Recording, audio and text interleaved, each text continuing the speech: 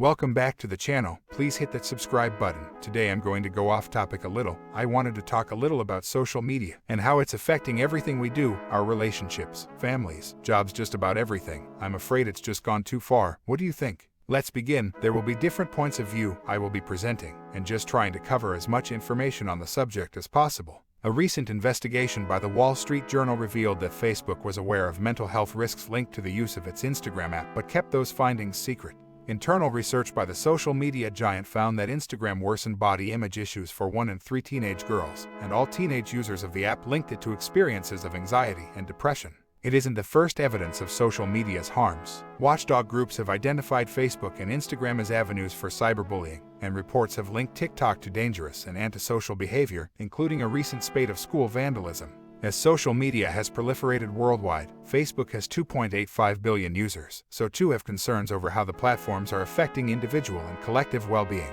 Social media is criticized for being addictive by design and for its role in the spread of misinformation on critical issues from vaccine safety to election integrity, as well as the rise of right-wing extremism. Social media companies and many users defend the platforms as avenues for promoting creativity and community building. And some research has pushed back against the idea that social media raises the risk for depression in teens. So just how healthy or unhealthy is social media? Two experts from Columbia University Mailman School of Public Health and Columbia Psychiatry share their insights into one crucial aspect of social media's influence: its effect on the mental health of young people and adults. Deborah Glashofer, Associate Professor of Psychology and Psychiatry, conducts psychotherapy development research for adults with eating disorders and teaches about cognitive behavioral therapy. She is the co-author of the book Eating Disorders: What Everyone Needs to Know. Claude Mellons, Professor of Medical Psychology in the Departments of Psychiatry and Socio-Medical Sciences, studies well-being among college and graduate students, among other topics, and serves as Program Director of COPE Columbia, a peer support program for Columbia faculty and staff whose mental health has been affected by the COVID-19 pandemic.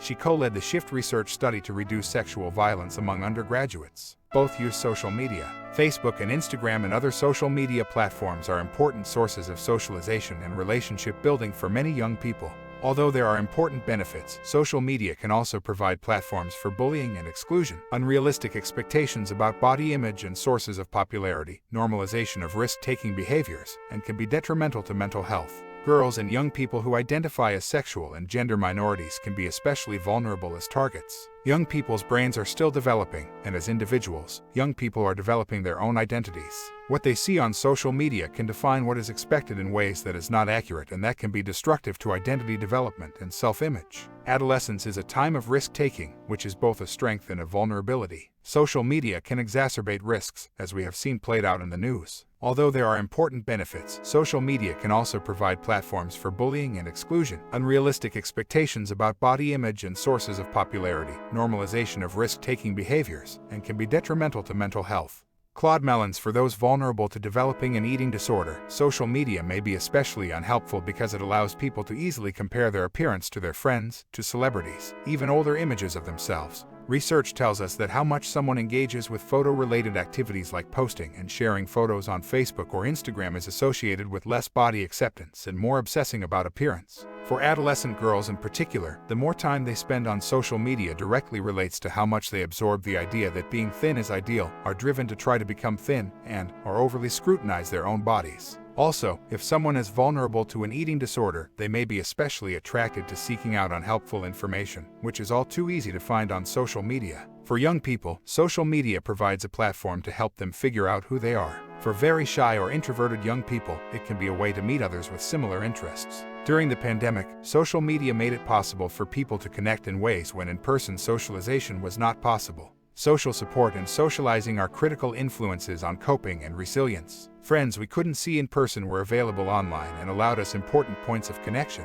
On the other hand, fewer opportunities for in-person interactions with friends and family meant less of a real-world check on some of the negative influences of social media. Whether it's social media or in person, a good peer group makes the difference. A group of friends that connects over shared interests like art or music, and is balanced in their outlook on eating and appearance, is a positive.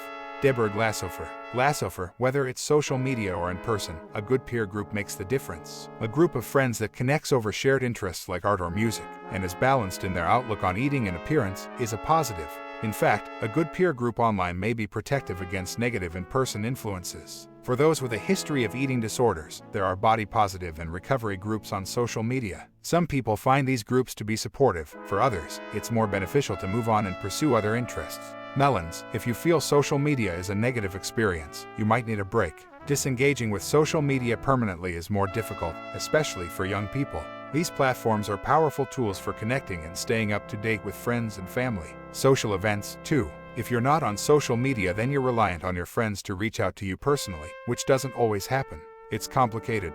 Lastly, when you find yourself feeling badly about yourself in relation to what other people are posting about themselves, then social media is not doing you any favors. If there is anything on social media that is negatively affecting your actions or your choices, for example, if you're starting to eat restrictively or exercise excessively, then it's time to reassess. Parents should check in with their kids about their lives on social media. In general, I recommend limiting social media, creating boundaries that are reasonable and work for you so you can be present with people in your life. I also recommend social media vacations. It's good to take the time to notice the difference between the virtual world and the real world. 3 billion people, around 40% of the world's population, use online social media, and we're spending an average of 2 hours every day sharing, liking, tweeting, and updating on these platforms, according to some reports. That breaks down to around 500,000 tweets and Snapchat photos shared every minute. With social media playing such a big part in our lives, could we be sacrificing our mental health and well-being as well as our time? What does the evidence actually suggest? Facebook responds to mental well-being claims. Is it time to rethink how we use social media? An introduction to our hashtag like-minded season. Since social media is relatively new to us, conclusive findings are limited. The research that does exist mainly relies on self-reporting, which can often be flawed, and the majority of studies focus on Facebook. That said, this is a fast-growing area of research, and clues are beginning to emerge. BBC Future reviewed the findings of some of the science so far. Stress. People use social media to vent about everything from customer service to politics, but the downside to this is that our feeds often resemble an endless stream of stress. In 2015, researchers at the Pew Research Center based in Washington, D.C. sought to find out if social media induces more stress than it relieves. In the survey of 1,800 people, women reported being more stressed than men. Twitter was found to be a significant contributor because it increased their awareness of other people's stress. But Twitter also acted as a coping mechanism, and the more women used it, the less stressed they were. The same effect wasn't found for men, whom the researchers said had a more distant relationship with social media. Overall, the researchers concluded that social media use was linked to modestly lower levels of stress. Mood. In 2014, researchers in Austria found that participants reported lower moods after using Facebook for 20 minutes compared to those who just browsed the internet. The study suggested that people felt that way because they saw it as a waste of time.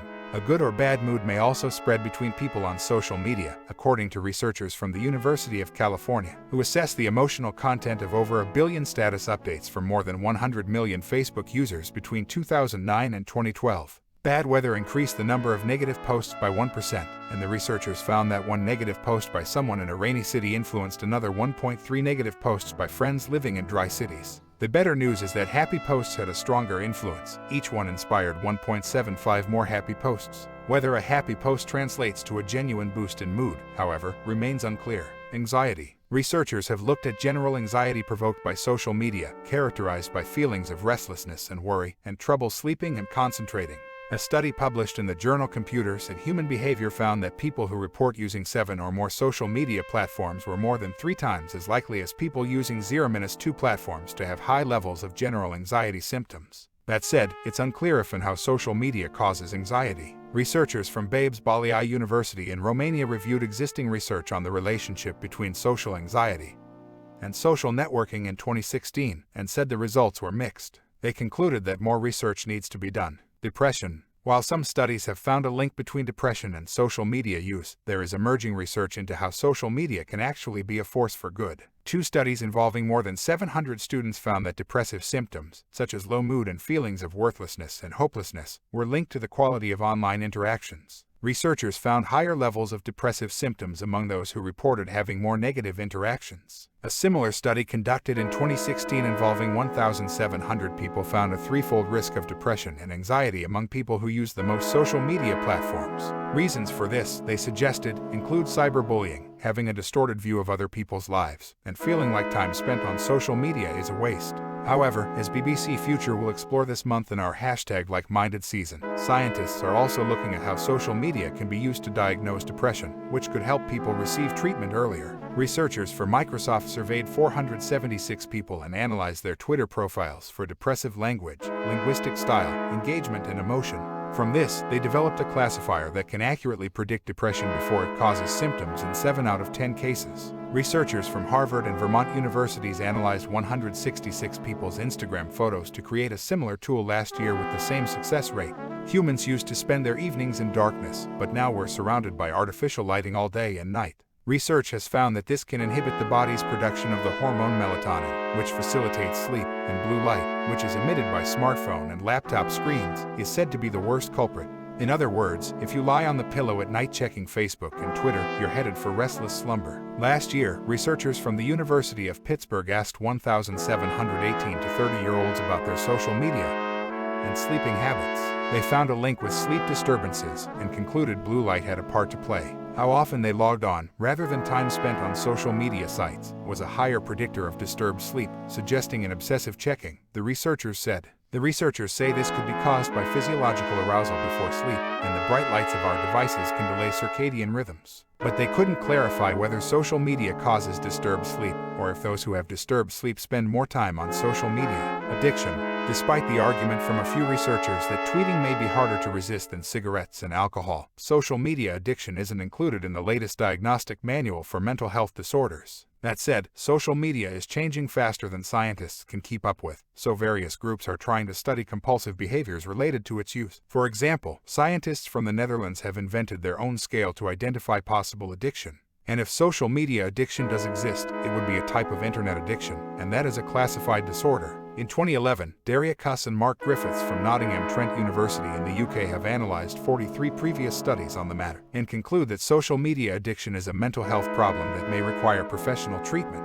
They found that excessive usage was linked to relationship problems, worse academic achievement, and less participation in offline communities, and found that those who could be more vulnerable to a social media addiction include those dependent on alcohol, the highly extroverted, and those who use social media to compensate for fewer ties in real life. Self-esteem. Women's magazines and their use of underweight and photoshopped models have been long maligned for stirring self-esteem issues among young women. But now, social media, with its filters and lighting and clever angles, is taking over as a primary concern among some campaigning groups and charities. Social media sites make more than half of users feel inadequate, according to a survey of 1,500 people by disability charity Scope, and half of 18 to 34-year-olds say it makes them feel unattractive. A 2016 study by researchers at Penn State University suggested that viewing other people's selfies lowered self-esteem because users compare themselves to photos of people looking their happiest. Research from the University of Strathclyde, Ohio University, and University of Iowa also found that women compare themselves negatively to selfies of other women. But it's not just selfies that have the potential to dent self-esteem. A study of 1,000 Swedish Facebook users found that women who spent more time on Facebook reported feeling less happy and confident. The researchers concluded, when Facebook users compare their own lives with others' seemingly more successful careers and happy relationships, they may feel that their own lives are less successful in comparison. But one small study hinted that viewing your own profile, not others, might offer ego boosts. Researchers at Cornell University in New York put 63 students into different groups. Some sat with a mirror placed against a computer screen, for instance, while others sat in front of their own Facebook profile. Facebook had a positive effect on self-esteem compared to other activities that boost self-awareness. Mirrors and photos, the researchers explained, make us compare ourselves to social standards, whereas looking at our own Facebook profiles might boost self-esteem because it is easier to control how we're presented to the world. Well-being. In a study from 2013, researchers texted 79 participants 5 times a day for 14 days, asking them how they felt and how much they'd used Facebook since the last text. The more time people spent on the site, the worse they felt later on, and the more their life satisfaction declined over time. But other research has found that for some people, social media can help boost their well-being. Marketing researchers Jonah Berger and Eva Buchel found that people who are emotionally unstable are more likely to post about their emotion, which can help them receive support and bounce back after negative experiences. Overall, social media's effects on well-being are ambiguous, according to a paper written last year by researchers from the Netherlands. However, they suggested there is clear evidence for the impact on one group of people. Social media has a more negative effect on the well-being of those who are more socially isolated. Relationships. If you've ever been talking to a friend who's pulled their phone out to scroll through Instagram, you might have wondered what social media is doing to relationships. Even the mere presence of a phone can interfere with our interactions, particularly when we're talking about something meaningful, according to one small study. Researchers writing in the Journal of Social and Personal Relationships tasked 34 pairs of strangers with having a 10-minute conversation about an interesting event that had happened to them recently. Each pair sat in private booths, and half had a mobile phone on the top of their table. Those with a phone in eyeshot were less positive when recalling their interaction afterwards, had less meaningful conversations, and reported feeling less close to their partner than the others, who had a notebook on top of the table instead. Romantic relationships aren't immune, either. Researchers at the University of Guelph in Canada surveyed 300 people aged 17-24 in 2009 about any jealousy they felt when on Facebook, asking questions such as, how likely are you to become jealous after your partner has added an unknown member of the opposite sex? Women spent much more time on Facebook than men and experienced significantly more jealousy when doing so. The researchers concluded they felt the Facebook environment created these feelings and enhanced concerns about the quality of their relationship. Envy. In a study involving 600 adults, roughly a third said social media made them feel negative emotions, mainly frustration, and envy was the main cause. This was triggered by comparing their lives to others, and the biggest culprit was other people's travel photos. Feeling envious caused an envy spiral, where people react to envy by adding to their profiles more of the same sort of content that made them jealous in the first place. However, envy isn't necessarily a destructive emotion. It can often make us work harder, according to researchers from Michigan University and the University of Wisconsin-Milwaukee. They asked 380 students to look at envy-eliciting photos and texts from Facebook and Twitter, including posts about buying expensive goods, traveling, and getting engaged. But the type of envy the researchers found is benign envy, which they say is more likely to make a person work harder. Loneliness. A study published in the American Journal of Preventive Medicine last year surveyed 7,019 to 32-year-olds and found that those who spend the most time on social media were twice as likely to report experiencing social isolation, which can include a lack of a sense of social belonging, engagement with others, and fulfilling relationships. Spending more time on social media, the researchers said, could displace face-to-face interaction and can also make people feel excluded. Exposure to such highly idealized representations of peers' lives may elicit feelings of envy and the distorted belief that others lead happier and more successful lives, which may increase perceived social isolation. Conclusions. It's clear that in many areas, not enough is known yet to draw many strong conclusions. However, the evidence does point one way: social media affects people differently, depending on pre-existing conditions and personality traits. As with food, gambling, and many other temptations of the modern age, excessive use for some individuals is probably inadvisable. But at the same time, it would be wrong to say social media is a universally bad thing, because clearly it brings myriad benefits to our lives. I'm no expert, but I do know one thing: social media is a big problem for most of us. I don't know where this ends, but I'm sure it won't be good. This is Reno in the Mix. Please like and subscribe. Until next time, I'm out.